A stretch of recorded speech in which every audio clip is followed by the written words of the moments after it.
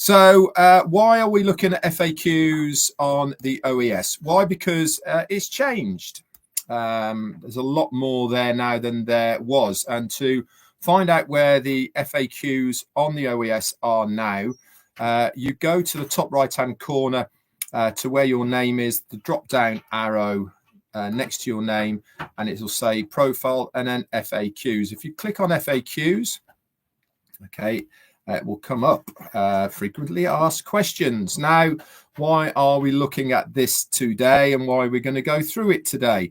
Because, as always, what do I say? Knowledge is power. And the more knowledge you have of your business, the easier it is for you to talk to somebody about it when they ask you questions.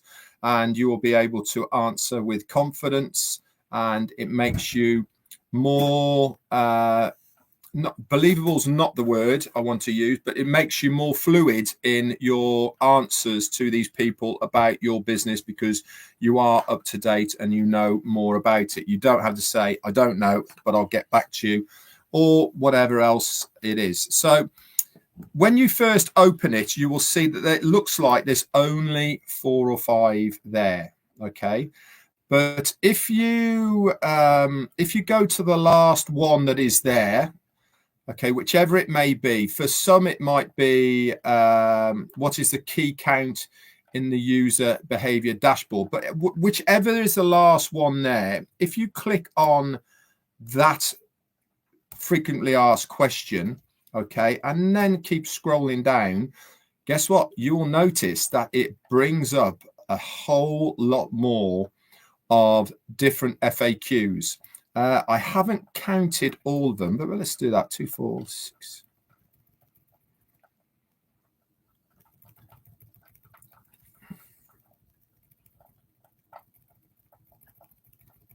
Oh, over 50 different FAQs that is there at the moment. Now then, these are new frequently asked questions that I haven't seen before, and you guys probably haven't seen them as well. Spend some time in there, okay? Spend some time going through all of them.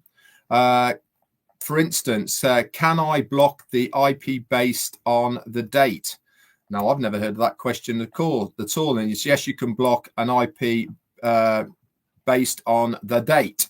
Can I block multiple IP addresses for a particular website? Can I delete the uploaded CSV file for blocked IPs? All these questions are good questions to have, actually. What are A to B testing? What is the purpose of a funnel? What is a campaign? Can I create a tracking code for multiple projects? Lots and lots of frequently asked questions that we haven't seen before. There you go. It's Pat Parent. There you go. Thank you, Pat. Lots of questions or FAQs that I hadn't seen before, and I thought, wow.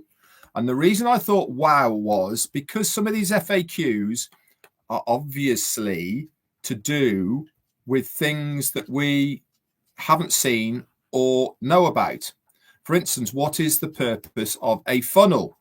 And it says a funnel is a series of steps a user makes to achieve a specific goal on a website. It tracks the user's journey through the different stages of a conversation process and identifies the points where users drop off or abandon goal completion process.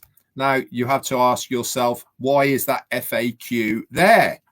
Now, I don't know, but it stands to reason in my mind's eye that if they put in an FAQ about a funnel, that means that there might be something to do with funnels in this phase 2.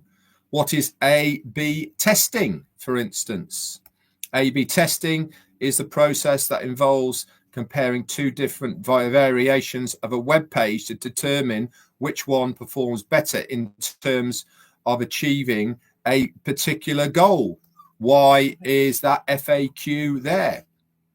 Makes sense that maybe that's going to be one of the options when we get this next phase, that we will have the ability to have various different websites that we can use and track the progresses of them.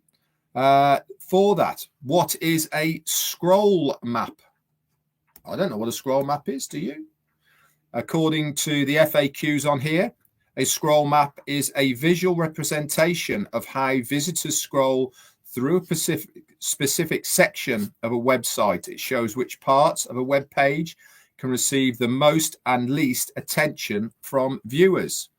Interesting to say the least. What is a heat map? We've heard about heat maps before, obviously, through Ashmi Farah.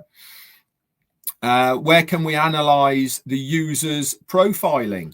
And what is user profiling? I don't really know what user profiling. User profiling is an analytical technique that categorizes database on shared characteristics before analysis.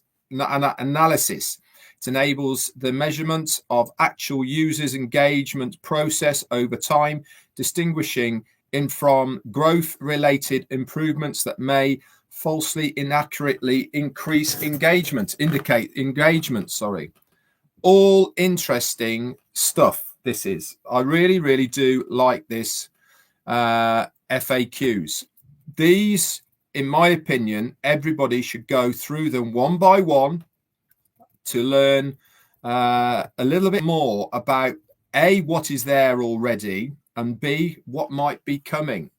I'm not going to go through all of them because there's over 50.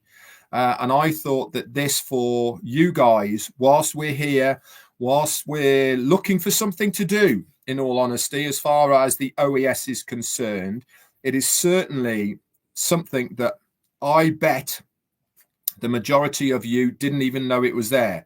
So to access all of those FAQs, you go to your top right-hand corner of your browser, next to your name, the drop-down arrow, click that. The second tab down says FAQs. Click on that, and you'll see OES and Founders. Okay, the Founders isn't functionable, but the OES one is. Scroll to the very last FAQ. There might even be 5 or 6 that you can see there. Click on the plus sign to the right of it, and that will obviously expand what that FAQ is. But when you close it again, a whole load more of FAQs come underneath it. As I said before, there is little glitches in the things that don't look right as far as it.